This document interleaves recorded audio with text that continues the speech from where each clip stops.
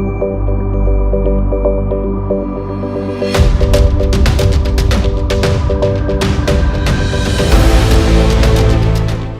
मैं हूं आपके साथ नीतू शर्मा। सबसे पहले एक नजर हेडलाइंस पर। भारतीय जनसंघ के संस्थापक श्यामा प्रसाद मुखर्जी की जयंती आज। प्रधानमंत्री और उपराष्ट्रपति ने ट्वीट कर दी श्रद्धांजलि। हवा से भी फैलता है कोरोना वायरस। 32 देशों के 239 वैज्ञानिकों ने WHO पर उठाए सवाल। राजस्थान के मुख्यमंत्री अशोक गहलोत का बड़ा फैसला। अगले साल से 3 जनवरी को मनाया जाएगा महिला शिक्षिका दिवस। कोरोना वायरस संकट के बीच आज सावन का पहला सोमवार। भोलेनाथ के मंदिरों में भीड़ पर बड़ा असर। प्रधानमंत्री नरेंद्र मोदी, उपराष्ट्रपति एम वेंकैया नायडू और अन्य नेताओं ने भारतीय जनसंघ के संस्थापक श्यामा प्रसाद मुखर्जी को उनकी जयंती पर श्रद्धांजलि अर्पित की। पीएम मोदी ने कहा कि श्यामा प्रसाद ने भारत की एकता को आगे बढ़ाने के लिए साहसी प्रयास किया। मुखर्जी का जन्म आज ही के दिन 1901 को कलकत्ता में हुआ था। पीएम मोदी ने ट्विटर पर लिखा, मैं डॉक्टर श्यामा प्रसाद मुखर्जी को उनकी जयंती पर नमन करता हूं। वह एक सच्चे देशभक्त थे। उन्होंने भारत के विकास के लिए बड़ा योगदान दिया। मुखर्जी ने भारत की एकता को आगे बढ़ाने के लिए साहसी प्रयास किए। उनके विचार और आदर्श देश भर में लाखों लोगों को ताकत देते हैं। उपराष्ट्रपति एम वेंकैया नायडू ने भारतीय जनसंघ के संस्थापक श्यामा प्रसाद मुखर्जी को उनकी जयंती पर याद करते हुए कहा कि मातृभूमि के लिए उनका प्यार हमेशा हर भारतीय के लिए प्रेरणा बना रहेगा। भारत के उपराष्ट्रपति ने ट्वीट किया कि वह एक महान देशभक्त थे जिन्होंने भारत की जम्मू और कश्मीर की राष्ट्रीय एकता और भारत में एकता बनाए रखने के लिए अथक संघर्ष किया। मातृभूमि के प्रति उनका प्यार हमेशा भारत के लिए प्रेरणा बना रहेगा। कोरोना संक्रमण के मामले में चीन की मदद करने के आरोप झेल रहा विश्व स्वास्थ्य संगठन एक बार फिर सवालों में आ गया है। 32 देशों के 239 वैज्ञानिकों ने कोरोना महामारी को लेकर एक ओपन लेटर लिखा है, जिसमें WHO पर भी सवाल उठाए गए हैं। इनमें वैज्ञानिकों का दावा है कि कोरोना वायरस हवा के जरिए भी फैलता है, लेकिन WHO इसे लेकर गंभीर नहीं है और संगठन ने अपनी गाइडलाइंस में भी इस पर चुप्पी साधी हुई है। 239 वैज्ञानिकों ने दावा किया है कि हवा के छोटे कणों में मौजूद कोरोना वायरस से भी लोग संक्रमित हो सकते हैं। वैज्ञानिकों ने कहा कि उन्हें इस बात के सबूत मिले हैं और उन्होंने विश्व स्वास्थ्य संगठन से इस बीमारी से जुड़े दिशा निर्देशों को संशोधित करने की मांग की है। वैज्ञानिकों ने WHO से कहा है कि वह इस मुद्दे पर गंभीरता दिखाए। साथ ही इस पत्र को अगले हफ्ते किसी साइंस जर्नल में प्रकाशित करने का भी ऐलान कर दिया। बता दें कि विश्व स्वास्थ्य संगठन के मुताबिक कोरोना वायरस बीमारी मुख्य रूप से एक व्यक्ति से दूसरे व्यक्ति तक छोटे ड्रॉपलेट से फैलता है, जो छींकने या बोलने के दौरान मुंह से निकलते हैं। राजस्थान के मुख्यमंत्री अशोक गहलोत ने एक बड़ा फैसला लिया है। राजस्थान सरकार की ओर से गुरु पूर्णिमा के अवसर पर प्रथम महिला शिक्षिका सावित्रीबाई फूले को राजकीय सम्मान दिया गया और साथ ही ऐलान किया गया कि राजस्थान में अगले साल से महिला शिक्षिका दिवस मनाया जाएगा।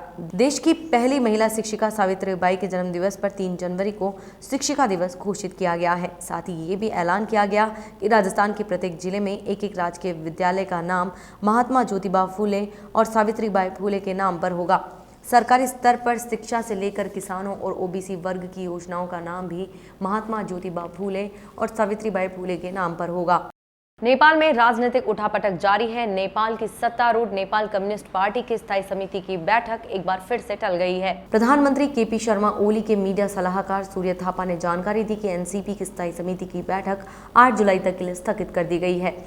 इससे पहले शनिवार को होने वाली स्थायी समिति की बैठक सोमवार तक के लिए टाल दी गई थी। इसमें नेपाली प्रधानमंत्री KP शर्मा ओली के भाग्य का फैसला होना था। पीएम ओली के मीडिया सलाहकार सूर्य थापा ने कहा था कि बैठक सोमवार तक के लिए टल गई है क्योंकि नेपाल कम्युनिस्ट पार्टी के नेताओं को और अधिक समय चाहिए। दरअसल भारत का विरोध करना नेपाल के प्रधानमंत्री KP शर्मा ओली को भारी पड़ता दिखाई दे रहा है। नेपाली पीएम के हाथ से उनकी कुर्सी भी जा सकती है। सत्तारूढ़ नेपाल कम्युनिस्ट पार्टी की स्थायी समिति के 40 में से 33 नेता ओली के इस्तीफे की मांग कर रहे हैं। 14वें तिब्बती आध्यात्मिक गुरु दलाई लामा का 50वां जन्मदिन आज मनाया जाएगा। उनके अनुयायियों में इस दिन को लेकर काफी खुशी है। के बीच भारी तनाव की स्थिति बनी हुई है।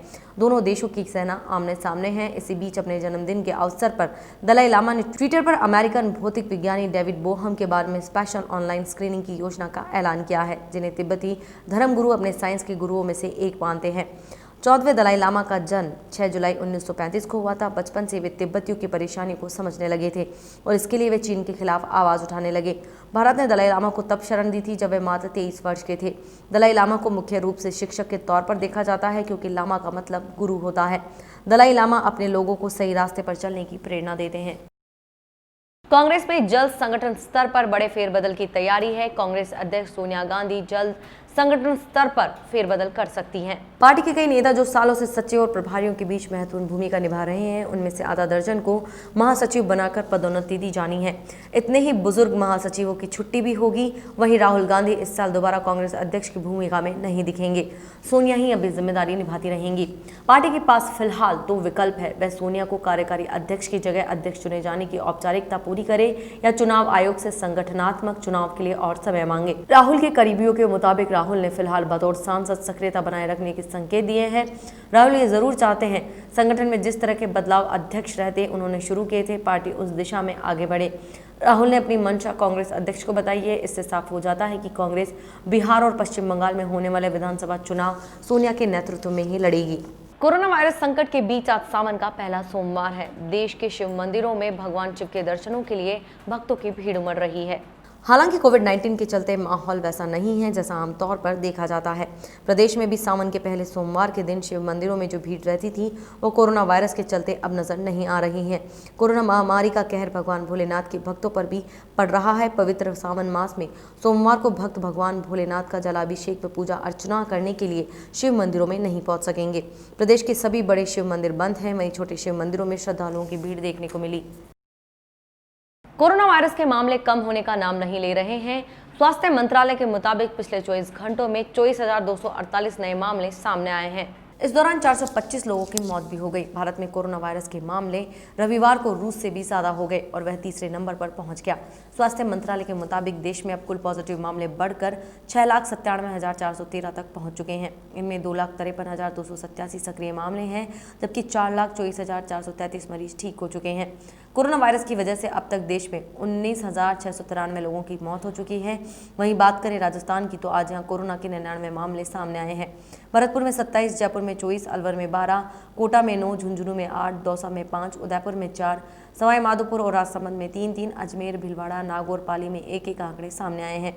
इसी के साथ कुल मामलों की संख्या 20,263 हो गई है, जिनमें एक्टिव केसेस 3,836 हैं और आज कोरोना से 3 लोगों की मौत हो गई और मरने वालों का आंकड़ा 459 पहुंच गया है। जालोर के भीनमाल में अस्पताल के बाहर पार्किंग में खड़ी मोटरसाइकिल चोरी हो गई। प्रार्थी हरि सिंह ने रिपोर्ट दर्ज कराई कि वे अपने भांजे का ऑपरेशन कराने 1 जुलाई को राज हॉस्पिटल गया था। उन्होंने वहां गाड़ी पार्किंग में खड़ी की और अस्पताल चले गए। वापस आकर देखा तो मोटरसाइकिल वहां नहीं थी। उसने लोगों से पूछताछ की, लेकिन कुछ पता नहीं चला। जो व्यक्ति उसकी मोटरसाइकिल ले गया, उसकी फोटो वहां लगे सीसीटीवी कैमरे में आ गई। पुलिस ने रिपोर्ट दर्ज कर छानबीन शुरू कर दी है।